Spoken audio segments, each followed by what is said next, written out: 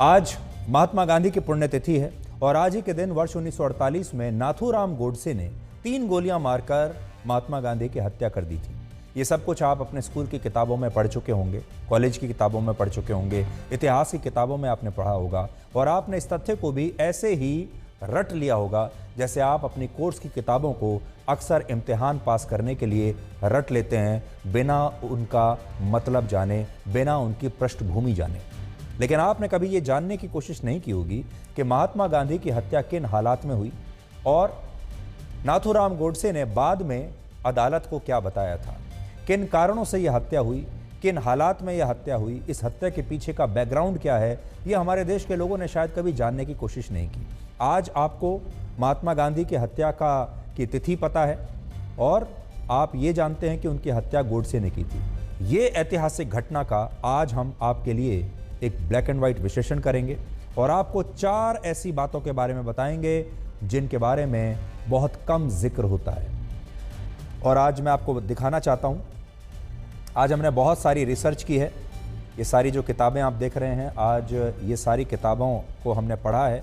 ये सब किताबें महात्मा गांधी के बारे में हैं, उनकी हत्या क्यों हुई, कैसे हुई, किन हालात में हुई, अलग अलग उस ज़माने के जो बड़े बड़े लेखक हैं, ऑथर्स हैं, जो इतिहासकार हैं, उन्होंने इस हत्या का जिक्र कैसे किया है, ये सब आज हमने इन किताबों में पढ़ा है और इनसे हमें क्या पता चला वो आज हम आपके साथ शेयर करेंगे, जिससे आप भी हैरान रह जाएंगे क्योंकि आपको ये बात पता होनी चाहिए। सबसे पहले हम आपको महात्मा गांधी की हत्या से ठीक 10 दिन पहले हुए उनके ऊपर एक और जानलेवा हमले का एक दुर्लभ वीडियो आपको दिखाना चाहते हैं। तो बड़ी बात यह है कि हत्या तो उनकी हुई आज के दिन 1948 में, लेकिन उससे 10 दिन पहले यानी 20 जनवरी 1948 को उनके ऊपर एक और जानलेवा हमला हुआ था। और इसके बाद हम आपको ये बताएंगे कि गोडसे ने अदालत में जो बयान दिया उससे तत्कालीन प्रधानमंत्री जवाहरलाल नेहरू असहज क्यों हो गए थे और उन्होंने इस पर प्रतिबंध क्यों लगा दिया था।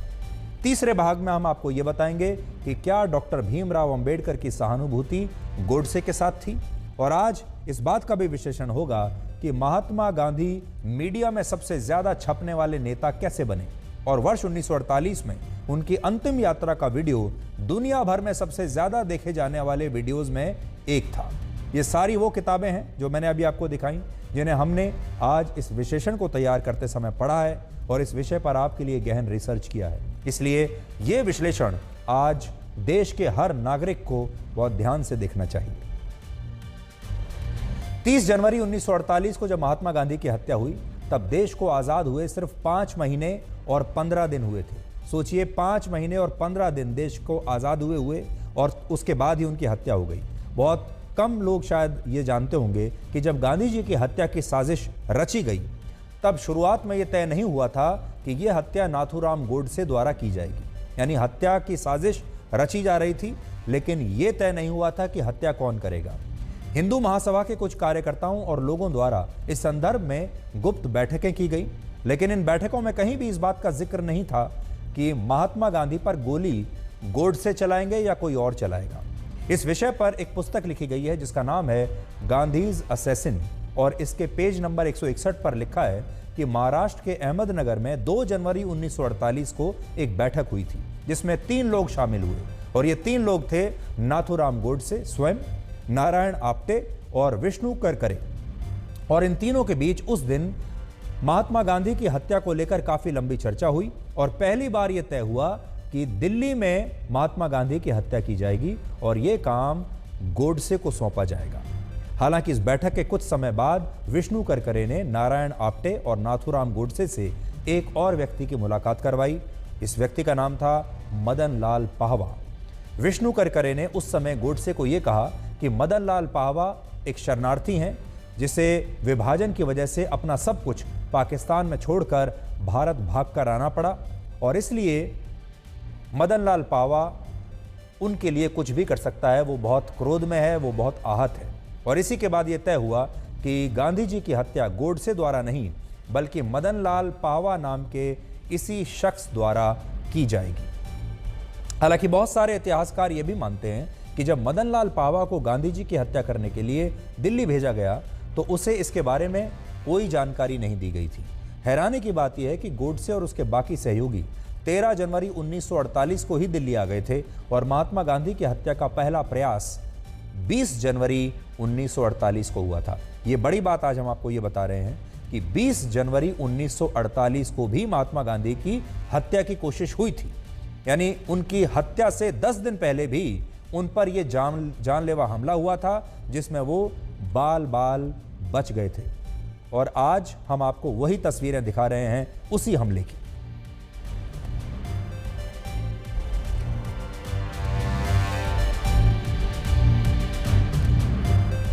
ये उसी सभा की तस्वीरें हैं जहां पर इस हमले की योजना बनाई गई थी।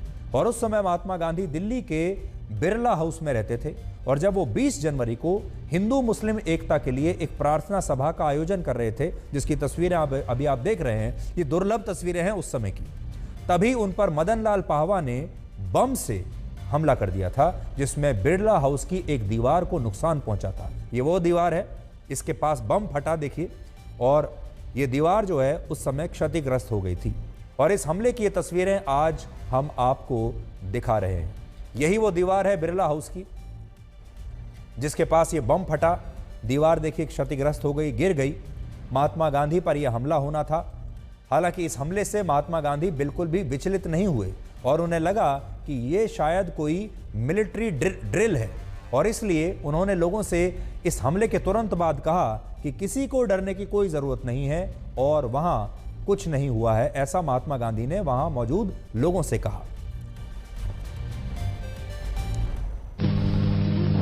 आखिर की एक बात कहकर मैं खत्म करूंगा। ऐसे हम डर जाएंगे तो सचमुच यहाँ कोई हो जाए तो हमारा हाल कैसा होगा? सुनो सुनो सुनो, सब सुनो, कुछ नहीं हुआ है। चलिए शांत रहिए। तो आपने देखा, हमला हुआ, बम से हमला किया गया, धमाका हुआ। महात्मा गांधी उस समय बोल रहे थे और उनके बोलते बोलते ही धमाका हुआ और महात्मा गांधी ने कहा नहीं नहीं कुछ नहीं हुआ है, आप शांत बने रहिए, ऐसी कोई बात नहीं है। मैं आपको फिर से उनकी वो आवाज़ सुनाता हूं जो उस समय उन्होंने कही थी। आप फिर से सुनिए। आखिर की एक बात कहकर मैं खत्म करूंगा।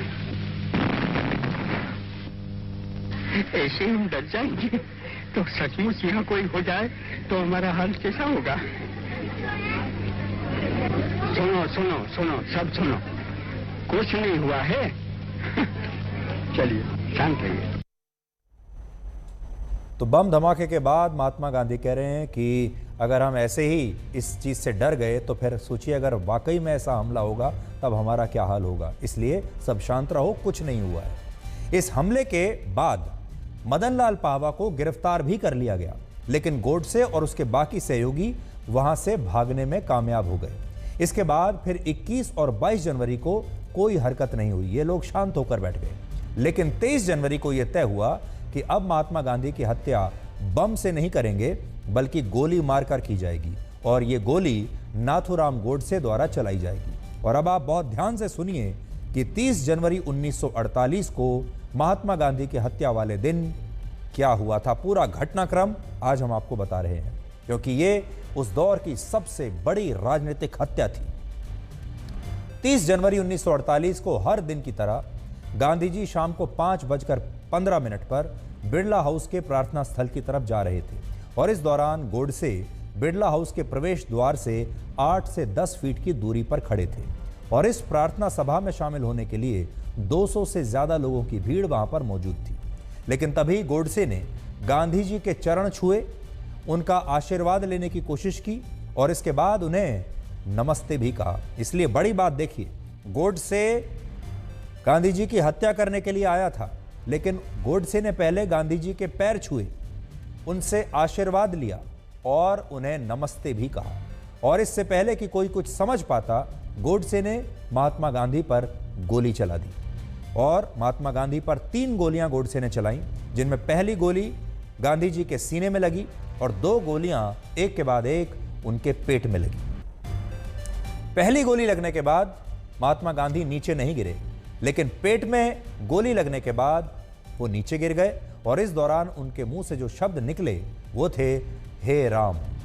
इस हमले के बाद गोडसे के सिर पर खुरपी मारकर उसे नीचे गिरा दिया गया और उसे गिरफ्तार करके दिल्ली के तुगलक रोड पुलिस स्टेशन ले जाया गया, जहां एक बहुत ही दुर्लभ घटना हुई जिसके बारे में आज मैं आपको बताना चाहता हूं। असल में नाथूराम गोडसे की गिरफ्तारी के बाद महात्मा गांधी के पुत्र देवदास गांधी जब इसी पुलिस स्टेशन आए तो इस दौरान गोडसे ने उनसे कहा कि मेरी वजह से आज आपको अपने पिता को खोना पड़ा, लेकिन ऐसा मैंने किसी निजी रंजिश की वजह से नहीं किया और ना ही इसके पीछे मेरा कोई गलत मकसद था।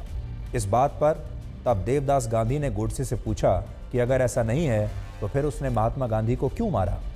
इस सवाल के जवाब में गोडसे ने कहा कि इसका कारण राजनीतिक था। यानी महात्मा गांधी के पुत्र को गोडसे ने कहा पुलिस स्टेशन में कि मेरी कोई निजी रंजिश नहीं थी आपके पिता से और मैं आपसे सहानुभूति रखता हूं कि आज आपने अपने पिता को खो दिया, लेकिन उन्हें मारने के पीछे जो कारण था वो राजनीतिक था। महात्मा गांधी की हत्या के लिए 2 लोगों को फांसी की सजा सुनाई गई, जिनमें नाथूराम गोडसे के अलावा नारायण आप्टे का भी नाम था, जबकि 5 लोगों को तब उम्र कैद की सजा सुनाई गई। और ये 5 लोग कौन थे? ये थे विष्णु करकरे, मदनलाल पावा, शंकर किस्तैया, गोपाल गोडसे और दत्तारे परचुरे। हालांकि बाद में हाईकोर्ट ने किस्तैया और परचुरे को बरी कर दिया था और बड़ी बात यह है कि तब गोडसे के खिलाफ ये मुकदमा दिल्ली के लाल किले में चलाया गया था। अब इस सवाल पर आते हैं कि गोडसे ने गांधी को मारा क्यों? आखिर गोडसे ने महात्मा गांधी की हत्या क्यों की? तो इस पर गोडसे ने अदालत में खुद अपना पक्ष रखा था और यह पक्ष रखने में गोडसे ने 5 घंटे का समय लिया और जब इस पूरे बयान को लिखने की प्रक्रिया पूरी हुई तो उनके 5 घंटे के इस बयान से 112 पन्ने भर गए थे। गोडसे के इस बयान के 5 अध्याय हैं, यानी 5 भाग हैं। और आज आप सबके लिए ये जानना बहुत दिलचस्प होगा कि अदालत ने जब गोडसे से कहा कि वो अपना पक्ष रखें और गोडसे ने 5 घंटे तक अदालत में मौजूद लोगों के सामने और जज के सामने अपना पक्ष रखा तो 112 पन्ने भरे और उन 5 घंटों में गोडसे ने क्या बताया ये शायद अभी तक आपने जाना नहीं होगा। इसलिए आज हम देश को बताना चाहते हैं कि गोडसे ने अदालत में क्या कहा था।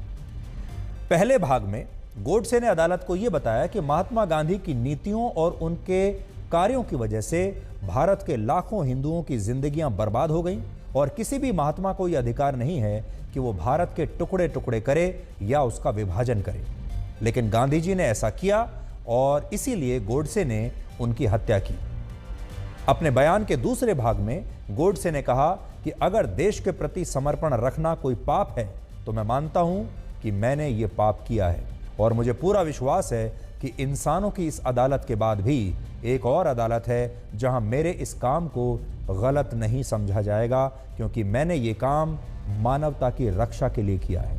यानी गोडसे को कोई पछतावा नहीं था कि उन्होंने कोई गलत काम किया है, वो अपने इस काम को सही मानता था। यहां एक बड़ी बात यह है कि अदालत में जब महात्मा गांधी की हत्या के मामले की सुनवाई शुरू हुई तब नाथूराम गोडसे पर जो आरोप लगाए गए थे उनके जवाब गोडसे को लिख कर देने थे और बाद में इन जवाबों को जज के सामने पढ़ा जाना था। लेकिन दूसरा पक्ष ये नहीं चाहता था, यानी जो सरकारी पक्ष था वो ये नहीं चाहता था कि गोडसे के जवाबों को अदालत में पढ़ा जाए और यही मांग तब अदालत से भी की गई। लेकिन अदालत ने उस समय इन आपत्तियों को खारिज कर दिया और इसके बाद गोडसे का ये जवाब अदालत में बाकायदा पढ़ा गया। और बड़ी बात यह है कि अगले दिन यही जवाब उस समय के सारे अखबारों के पहले पन्ने पर था, जिससे तत्कालीन प्रधानमंत्री जवाहरलाल नेहरू काफ़ी चिंतित हो गए और काफ़ी असहज हो गए। नेहरू को यह डर था कि गोडसे का पक्ष गांधी जी के प्रति देश के लोगों का नज़रिया बदल सकता है, इसलिए वो गोडसे के बयान को सार्वजनिक रूप से प्रकाशित करने के खिलाफ थे और उन्होंने गोडसे के इन बयानों पर बाद में बैन भी लगा दिया था, प्रतिबंधित कर दिया था। और यह प्रतिबंध गोडसे के बयानों पर कई वर्षों तक लागू रहा। इसीलिए आज भी देश के ज़्यादातर लोग ये नहीं जानते कि महात्मा गांधी की हत्या करने के बाद गोडसे ने अदालत में क्या कहा था। गोडसे ने महात्मा गांधी पर भारत का विभाजन करने और मुस्लिम तुष्टीकरण के गंभीर आरोप लगाए थे और इनका जिक्र अपने बयान के 3रे अध्याय में गोडसे ने किया है। गोडसे ने कहा कि महात्मा गांधी ने कभी मस्जिद में गीता पढ़ने का साहस नहीं किया, क्योंकि वो जानते थे कि मुस्लिम इसके विरोध में खड़े हो जाएंगे।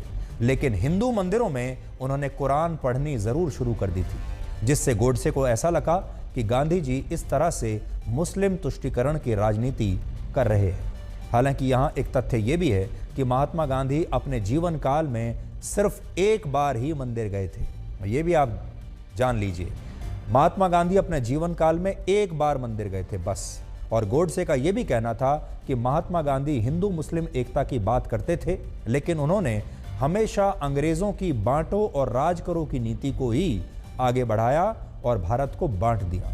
और उन्होंने भारत का विभाजन करने में ब्रिटिश सरकार की मदद की। गोडसे ने अपने जवाब में यह भी कहा कि महात्मा गांधी ने विभाजन के बाद भारत सरकार पर पाकिस्तान को उसके हिस्से के 55 करोड़ रुपए देने के लिए भी दबाव बनाया, लेकिन उन्होंने इस विभाजन के दौरान निर्वासित हिंदुओं के लिए कभी भी सच्चे मन से कोई प्रयास नहीं किया।